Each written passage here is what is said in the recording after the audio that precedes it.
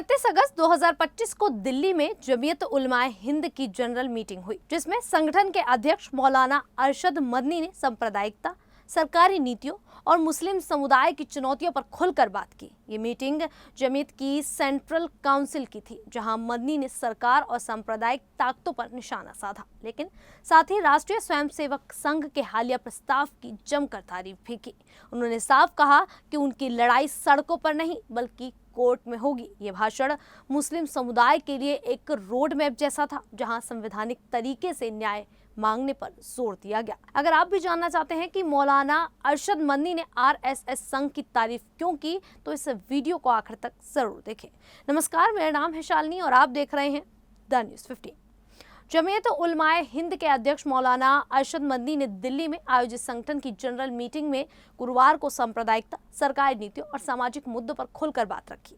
उन्होंने मुसलमानों के सामने मौजूद चुनौतियों का जिक्र करते हुए सरकार और सांप्रदायिक ताकतों पर निशाना साधा। साथ ही राष्ट्रीय स्वयंसेवक संघ यानी कि आरएसएस के हालिया प्रस्ताव की तारीफ की। मौलाना मदनी ने जोर देकर कहा कि उनकी लड़ाई सड़कों पर नहीं बल्कि कोर्ट में होगी। मौलाना मदनी ने कहा, मुसलमानों के सामने एक दो मसले नहीं बल्कि मुद्दों का अंबार है।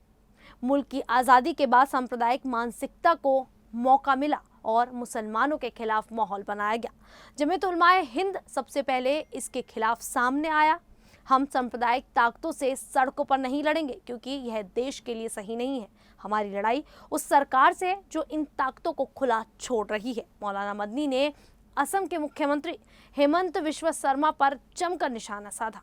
उन्होंने कहा, असम के मुख्यमंत्री ने हमेशा कांग्रेस की रोटियां तोड़ी, लेकिन उनकी मानसिकता आरएसएस की रही। हमने सोनिया गांधी से कहा था कि हेमंता को टिकट ना दे। मैंने उन्हें खत भी लिखा था, लेकिन टिकट दिया गया। आज उन्होंने असम में कांग्रेस की नीतियों में आग लगा दी है। 50,000 मुसलमानों को उजाड़ दिया गया और उन्हें जमीन नहीं दी गई। ऐसी ही आबादी हिंदुओं की भी है, लेकिन उन्हें हाथ नहीं लगाया जाता। हम इस मसले पर सुप्रीम कोर्ट जाने की तैयारी कर रहे हैं।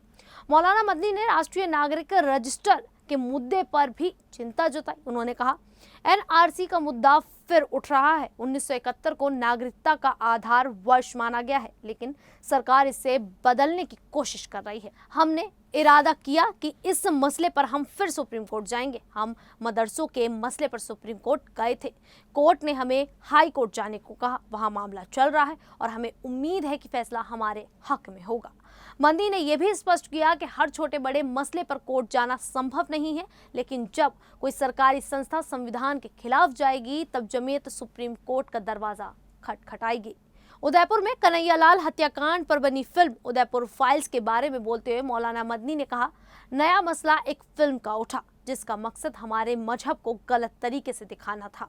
हम कोर्ट गए और फिल्म में 6 कट लगाए गए। बाद में सरकार ने फिल्म को रिलीज की इजाजत दी, लेकिन हम फिर कोर्ट गए और लगभग 60 कट लगवाए।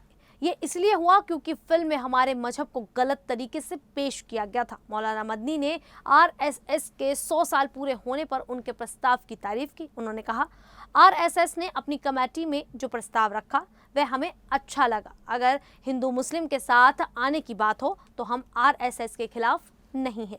उन्होंने बताया कि 8 साल पहले उनकी मुलाकात आरएसएस प्रमुख मोहन भागवत से हुई थी। उन्होंने यही बात कही थी। उन्होंने कहा कि अगर आगे मौका मिला तो फिर मिलेंगे। काशी और मथुरा के मंदिर विवाद पर मौलाना मदनी ने कहा, इस मामले में हमारा नजरिया 1991 का वर्शिप एक्ट है। 3 बच्चों के कानून पर टिप्पणी करते हुए उन्होंने कहा, जिसकी जितनी मर्जी हो वह करे।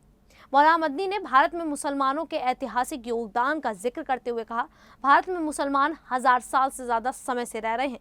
केरल से कश्मीर तक हर बिरादरी में हिंदू भी हैं और मुसलमान भी। हमारा इतिहास तुमसे ज्यादा अच्छा है। उन्होंने जोर देकर कहा कि जमीयत सड़कों पर हिंदू मुस्लिम तनाव नहीं चाहती, बल्कि संवैधानिक तरीके से कोर्ट में अपनी लड़ाई लड़ेगी।